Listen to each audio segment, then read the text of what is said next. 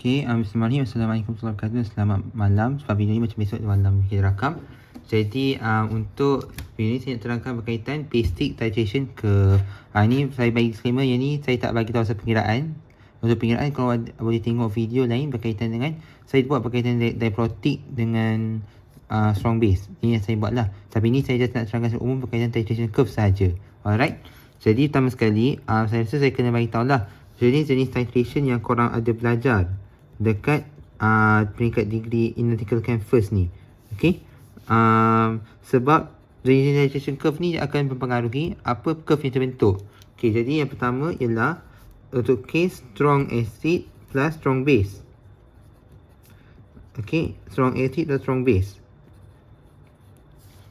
Typo sikit tadi. Yang kedua ialah strong atau weak weak acid atau base campur dengan strong base atau acid. Okey. Contohnya lah, ni contoh atas ni HCl campur NaO. Okey, ni saya rasa common sangat lah, budak SPM boleh tahu. Yang kedua ni mungkin contohnya asid lemah apa? Okey, ethanoic acid H3COH campur dengan NaO. Okey, apa dia punya curve nanti? Okey, yang ketiga untuk diprotic. Okey, yang ni monoprotic, satu saja H+. Yang next pula ialah weak monoprotic. Okey, monoprotic tu kita ambil case weak lah selalunya. Diprotic, acid atau base, kita campur dengan strong base atau acid. Alright. Jadi contoh kat sini H2CO3 campur dengan NaO. Okey, maksudnya nak kena pasti dia diprotic ialah kau tengok dekat berapa banyak H+ boleh mengayon. Sebenarnya kat sini ada H2CO3. Dia ada 2 H+ yang boleh mengayon dalam solution. So that's why dia terbentuk, dia diprotic. Okey, contoh lain macam contoh lain oxalic acid H2CO4. Dia pun weak acid juga. Okey. Jadi kalau diberi basis ni, kau patutnya kena tahu bezakan dia strong atau weak acid, monoprotic atau diprotic. Kalau unless dia ada mention soalan lah berkaitan apakah jenis yang ada. Alright. Okey. Jadi dalam kita nak membentukkan titration curve ni, ada beberapa perkara yang korang kena tahu lah. Yang pertama ialah korang kena lukis rajah. Okey, lukis rajah. Okey. Okey, ni contoh soalan pertama. Titration of 0.1 molar and with 50 ml HCl with 0.1 molar NaO. Okey. Baik. Jadi kita lukis. Setelah kita lukis, kita tahu apa yang kat bawah, apa yang kat atas. Supaya senang lah kita nak determine nanti. Okey, ini dia. Ini dah kita punya flask, ini burek kita. Jadi dalam flask kita ialah of 0.1 molar 50 ml HCl. Dan inilah HCl lah. Okey. Sementara yang atas ni with 0.1 molar NaO. With tu maksudnya kita titratekan dengan. Jadi yang ni ialah kita punya analyte, ini ialah kita punya titrant.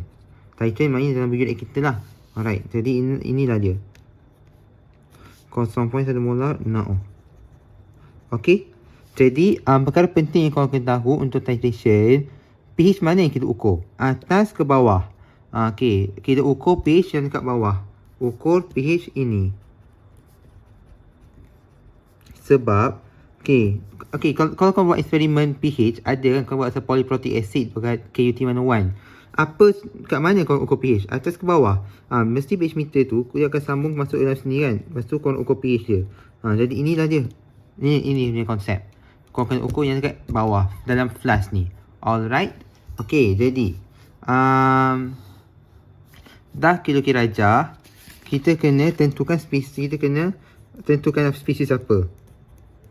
Sama dia acid ke, base ke, strong, weak, monoprotic, diprotic, itu korang kena tahu. Okay, korang tengok soalan. Okay, dia ada HCl. HCl ni ialah strong acid. NaO ialah strong base. Faham tak? Okey.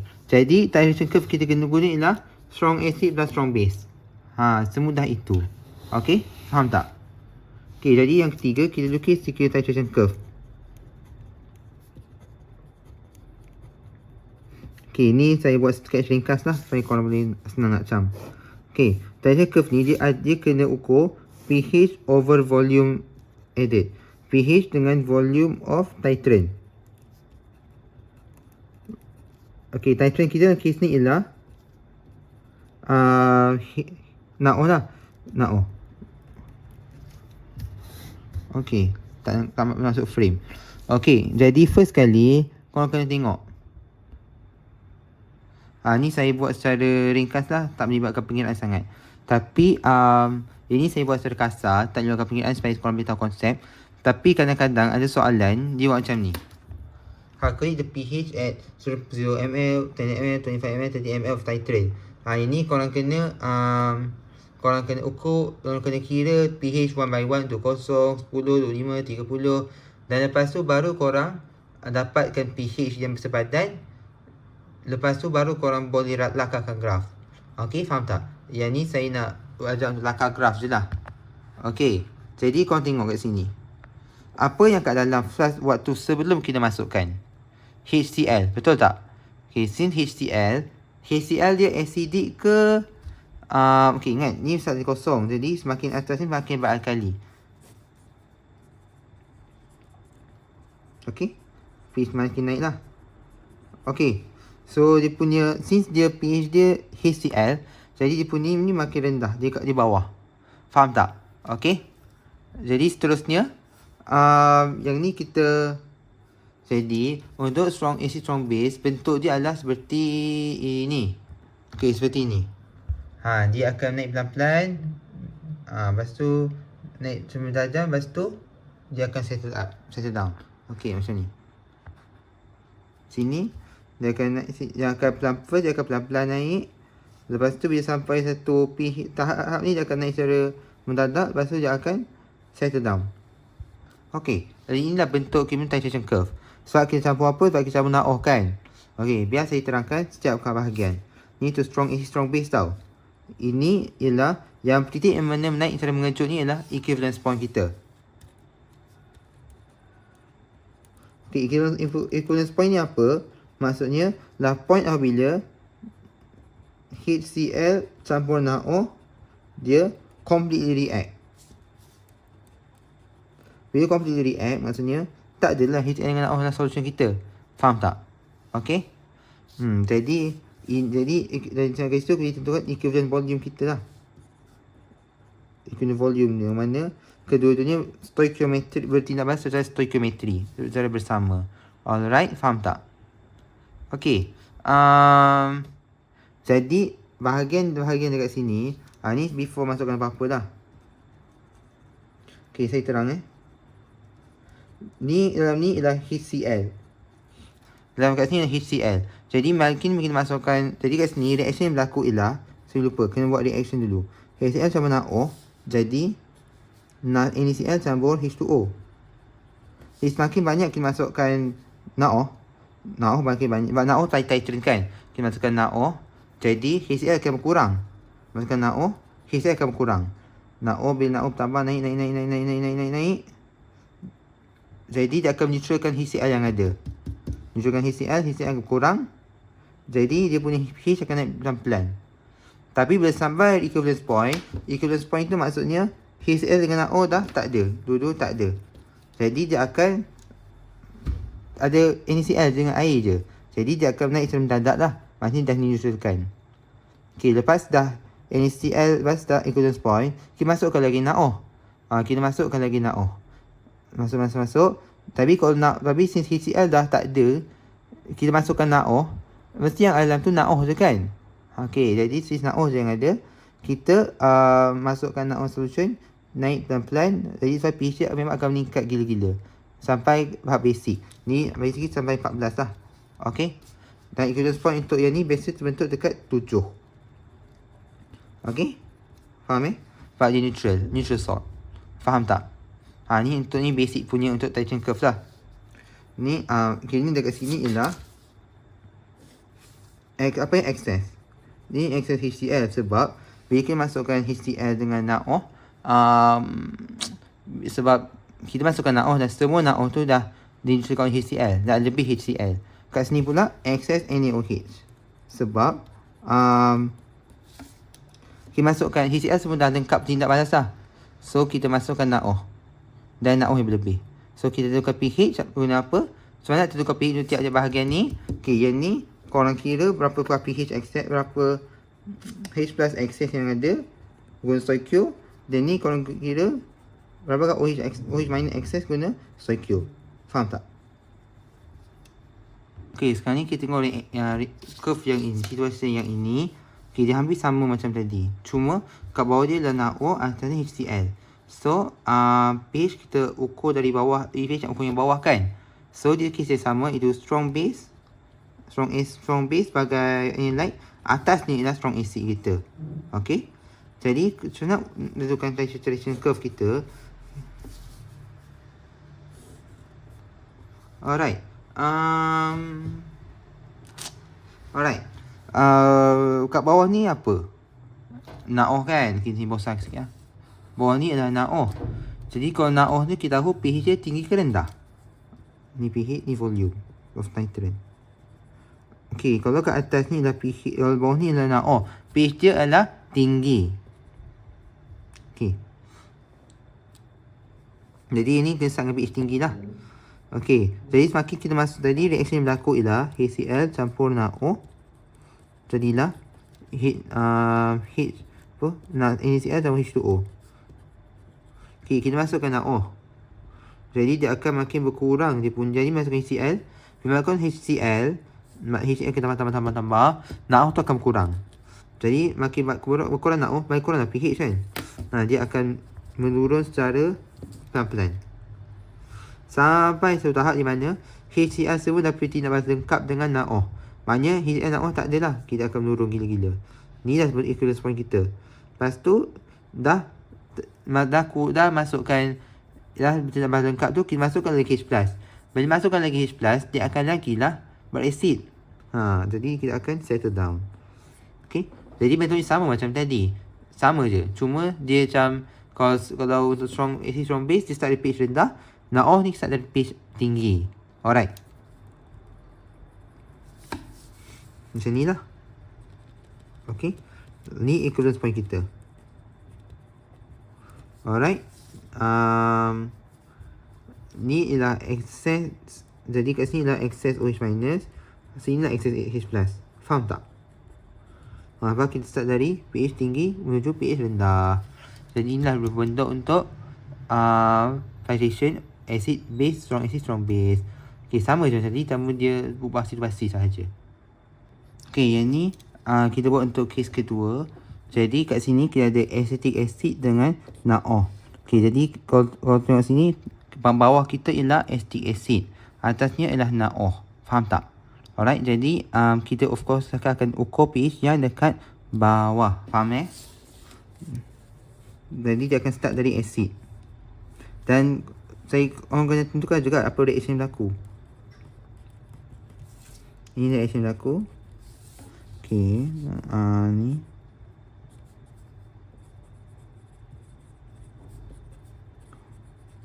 Alright, silap. H2O. Okay, jadi ini dah tindak balas yang berlaku. Faham Okay, jadi yang ini adalah saya kita akan bahas spesies apa yang berlaku. Adalah dalam solution tu. Kat sini ialah weak acid. Sini ialah ni ialah strong base. NaOH kan. Alright, jadi kita lakarkan kita punya kita punya solution. Alright. Jadi first kali dia akan weak. Dalam ni adalah weak acid. Kalau weak acid of course pH dia rendah. Okay. Tapi korang tahu dia taklah serendah sangat macam strong acid. Strong acid yang pH dia sangat rendah. Jadi mungkin kita start dari sini. Dari atas sikit lah. Okay. Jadi first dia akan pH dia akan naik secara mendadak sikit. Tapi dia akan cepat slow down. Lepas tu sampai satu tahap tu dia akan betul-betul naik dan seterusnya akan settle down. Okey, nampak? Okey. Jadi kita ada beberapa kawasan dekat dalam strong base. Jadi sebab apa kita start dari rendah? Sebab dia weak acid. Okey. Kat sini adalah weak acid saja. Waktu tu kita masukkan lagi apa-apa NaOH. Ni pH, ni dah volume NaOH added. Itu ni ada CH3COOH sahaja. Faham tak? Okey. Jadi kat sini yang mana, jadi kat sini yang sama macam tadi, kalau dia naik macam mendadak ialah equivalence point. Titik yang mana CH3COOH dengan OH minus bertindak balas lengkap. Jadi kat sini tak ada CH3COOH, tak ada OH minus, dia ada ini sahaja. Okey, ada CH3COO minus sahaja. So bertindak balas sebagai, jadi yang ni kalau nak kira kode pH kat sini korang kena tentukan lah. Okey, apa kita punya, dia guna weak base problem sebab kita tentukan KB berdasarkan yang ni lah dalam solution. Alright.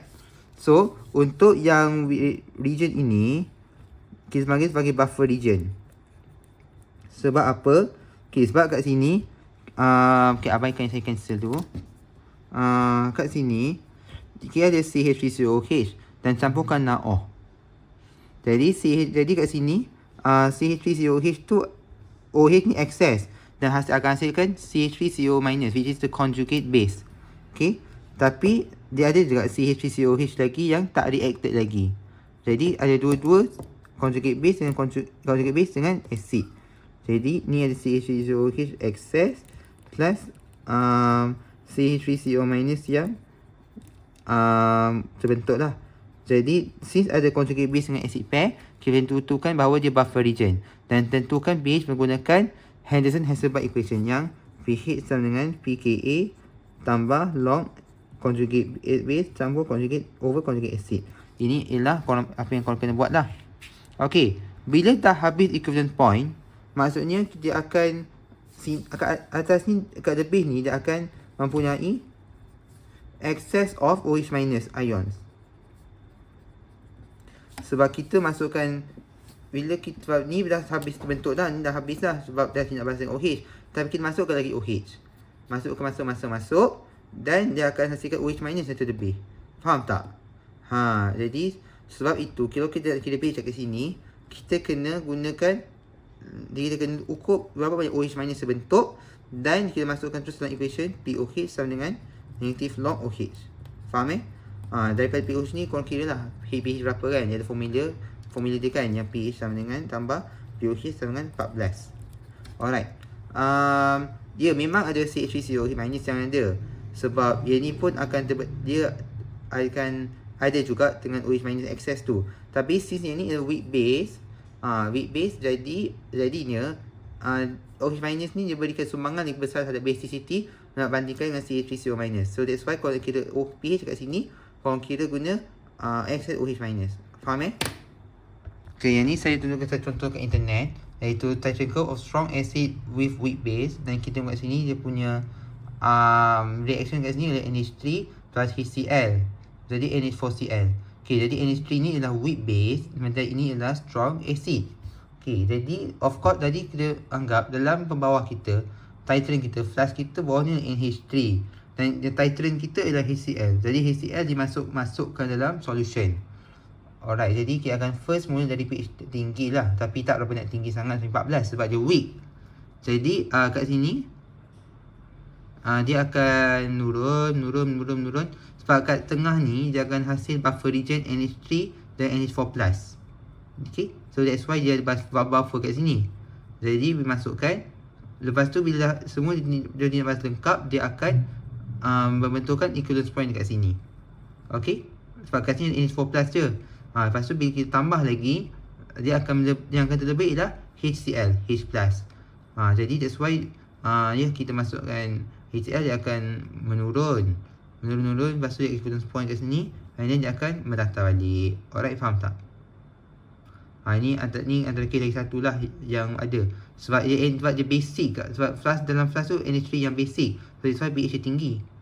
Bukan jadi terbalik dengan yang ni lah yang kita buat tadi. Sebab kita anggap bawah dia ialah weak acid CH3COH. Okay, jadi ini untuk case diprotic. Saya beritahu awal. Okay, kat sini kita tahu bahawa kita baru baca soalan dia. Titration of 0.1 mol 100% 100 ml H2CO3 with 0.1 molar NaO. Okay, jadi kalau tahu bawah ni adalah H2CO3, atas ni adalah NaO.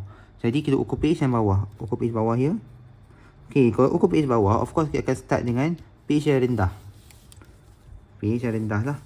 Tapi since dia weak acid, dia taklah serendah HCl. Dia start akan tinggi juga. Okay. Kita akan start di sini kan. Di sini tak kisah, tapi asalkan kau nampak lah dia punya bentuk, rupa bentuk. Volume NaO added. Okay, jadi kat sini kita tahu kalau diprotic, tindak balas dia akan berlaku one by one, satu bersatu. Jadi dah HCO3 campur dengan H2 dengan OH minus. Okay, campur OH minus, jadilah HCO3 minus sambung H2O. Jadi inilah reaction pertama. Yang korang tengok lah reaction pertama lah. Okay, reaction kedua pula ialah HCO3 minus sambung OH minus. Jadi CO3 tu minus dengan H2O. Okay, ini kita panggil sebagai KA1. Ini adalah reaction yang KA2. Okay, sebab ni memang diprotic. Diprotic dan weak. Okay, diprotic weak sebab untuk diprotic, H plus akan bertindak balas one by one. Okay, kini dia akan dua H2CO2 tu dia ada dua H plus. Jadi H plus pertama dia akan bertindak balas dengan OH minus. Jadi akan membentuk HCO3 minus. Lepas semua HCO3 jadi HCO3 minus, barulah H plus HCO3 minus akan bereact dengan OH minus, akan membentuk CO3 minus. Jadi akan berlaku one by one. Dia tak boleh berlaku serentak. Faham tak? Okay. Jadi untuk yang pertama ni, dia still akan follow weak base campur strong acid. Strong base. Okay. Jadi kini ada dua buah reaction. So kena ada dua equivalence point. Faham tak? Dua reaction will equal to two equivalent points. Alright. So jadi kita start dengan weak acid dengan weak acid dulu. Alright. Jadi first dia akan form pH dekat sini lah. Okay, pH. Jadi equivalence point pertama dah akan terhasil. Alright. Ini equivalence point pertama kita. Okay, saya bagi tahu awal Okay, kat sini ialah H2CO3 sahaja. Dan bila kita masukkan OH minus, masuk OH minus, ada H2CO3 yang akan bertindak balas menjadi HCO3 minus.